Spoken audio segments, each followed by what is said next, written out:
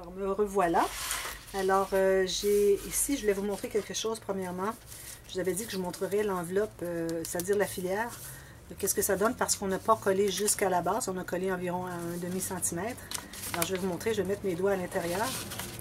Et puis, vous allez voir que ça s'expansionne un peu à la base. Vous voyez? C'est l'idéal. Parce que ça nous permet de mettre un peu plus de matériel à l'intérieur. Mais ça, si on veut que ça s'expande un peu comme ça, parce qu'on s'attend à mettre du matériel, il faut prévoir que l'interaction va prendre cet espace-là. Alors, il ne faut pas penser que ça va prendre juste ça. Alors, ça, c'est important.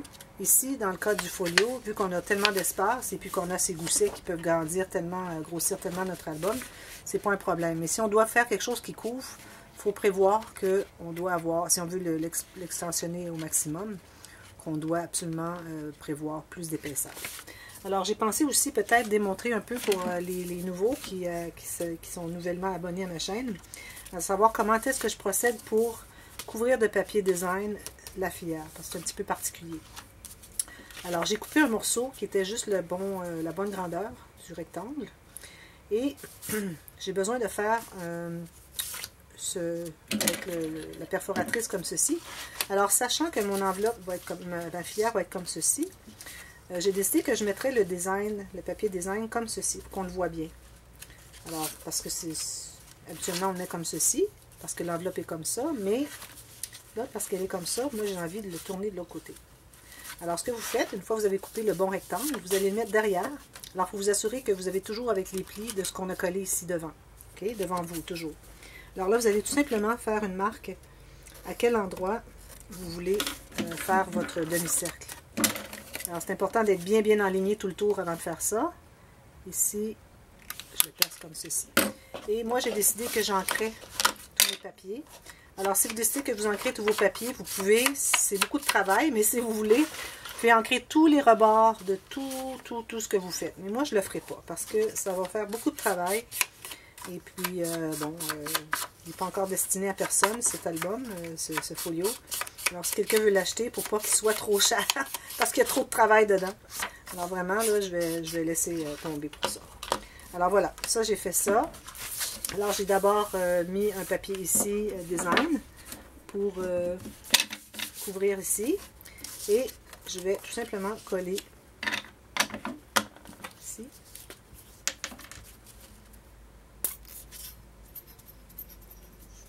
J'ai mis ma bouteille verticale à la verticale. Alors, on fait tout le tour ici. Ceci. Et on colle comme ceci. Alors, il faut bien être certain de bien couvrir le rebord, tous les demi-cercles.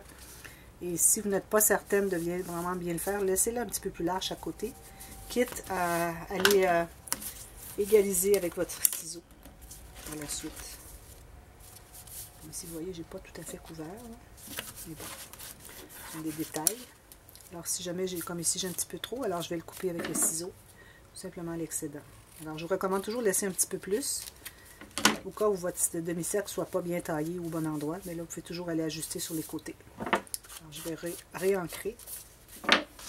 Et puis là, quand on veut coller la filière, si on veut que la dernière enveloppe s'expande comme les autres, on doit la coller comme on avait fait le même design de colle que comme on a assemblé, quand on a assemblé la filière. Voilà. Alors, je me suis laissé un espace ici un peu. Voilà. Et là, je vais la centrer. Vous voyez, c'est tout juste parfait comme grandeur pour que ça se contienne sur mon rabat.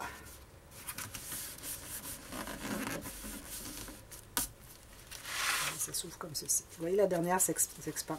Si on l'avait collé au complet, comme je faisais bien souvent avant de comprendre ce principe, alors je collais jusqu'au côté, alors la dernière ne s'expandait pas. Alors ça devenait juste une pochette plate. C'est vraiment important de ne pas oublier la dernière aussi. Alors maintenant, ce que j'ai fait, alors j'ai taillé un morceau de papier qui est juste à l'intérieur de tous mes plis, tous mes plis qu'il y a autour ici, les quatre côtés. Alors là, ce qu'on va faire, c'est qu'on va tracer à quel endroit sont les trous, les œillets pour passer l'élastique. Alors j'en ai un ici, alors je me fais une marque. J'en ai un autre ici. Alors là, c'est important de vraiment bien être enligné, votre papier, qu'il soit bien positionné là où est-ce qu'il va être collé. Et j'en ai un autre ici.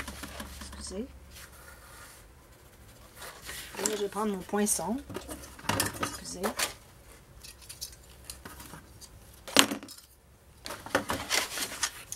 Je vais tout simplement aller poinçonner mon cercle.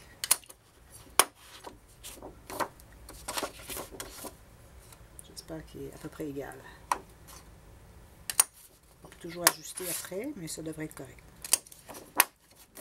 Alors, on a ces 4 poinçonnages à faire. Alors, je vais vérifier avant de coller pour pouvoir ajuster. Alors, vous voyez, je suis bien alignée. Les 4. Ici, j'ai peut-être... Ces deux-là sont bien. Lui est bien. Lui est un petit peu trop en bas, alors je vais l'agrandir un petit peu. Alors, vous pouvez prendre votre temps pour le faire vraiment correctement. Là, moi, je me dépêche un petit peu, là. Mais vous pouvez le faire correctement pour être certain que vous êtes bien aligné. Ensuite, je vais être capable de le coller ensuite.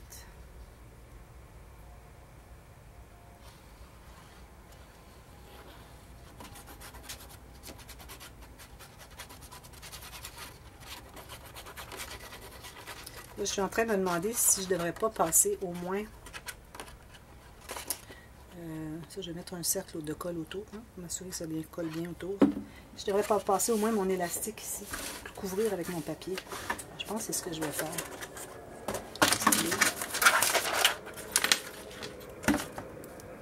Je vais mettre ça pour ne pas le perdre. Alors, je vais au moins passer l'élastique, ce qui est à l'intérieur ici. On va le passer ici. Je vais faire vite parce que ma colle est en train de sécher. Et ici. Au moins, on ne verra pas l'élastique. Alors, il faut bien le centrer.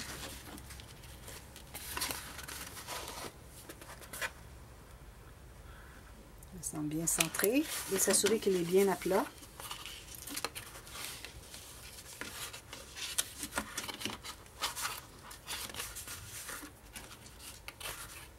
Et ensuite, je vais pouvoir le coller. Finalement, les trous qu'il y a ici, on aurait pu les laisser tomber.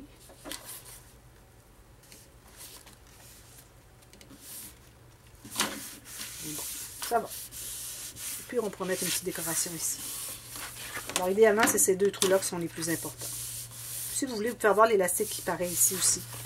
Puis là, je vais l'étirer un peu parce que je vais m'assurer que ça puisse s'étirer une fois que je vais vouloir le poser pour que ça puisse s'étirer à l'extérieur. Voilà. Alors ça, une fois que c'est collé, maintenant, on va pouvoir commencer à travailler les rabats, nos rabats ici, nos pages. Bon, alors là, comme je vous montre le papier que j'utilise toujours, j'ai regardé pour la hauteur et puis il manque un tout petit peu. Alors, si jamais vous avez du 30-30, c'est parfait. C'est parfait pour la hauteur, mais la longueur ne sera pas suffisante. Alors, moi, ce que j'ai fait, c'est que j'ai coupé tous mes morceaux de la bonne hauteur. Oups, j'en ai deux ici qui sont trop hauts. Je m'assure. Je pense qu'ils sont tous trop hauts, trop bas. Alors ici, j'en ai coupé un. Alors, ce que j'ai fait, c'est que j'ai fait la largeur. Alors, celui-ci se trouve être celui du dessus. Laissez-moi vérifier si c'est le plus étroit. Oui.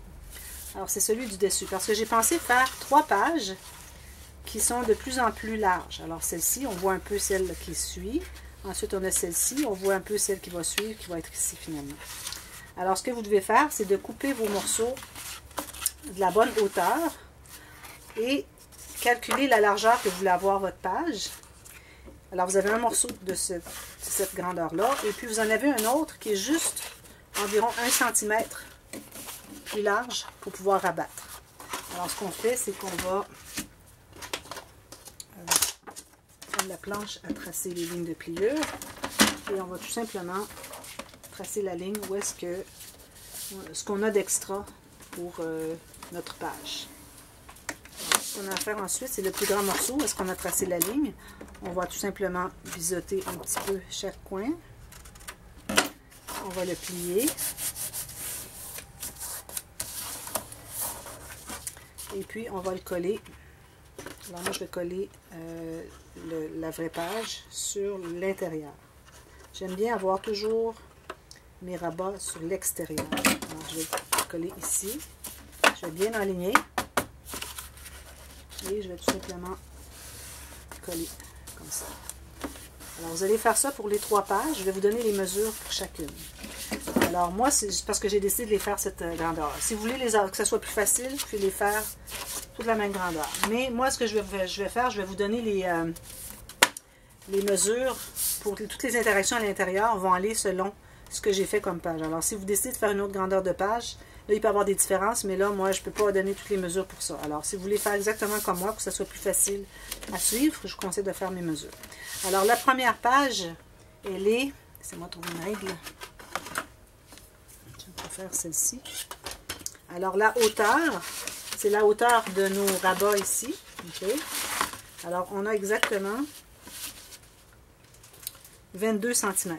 C'est exactement 22 cm de haut. Alors, moi, ma première page, qui est la plus étroite, mesure 14,7 cm.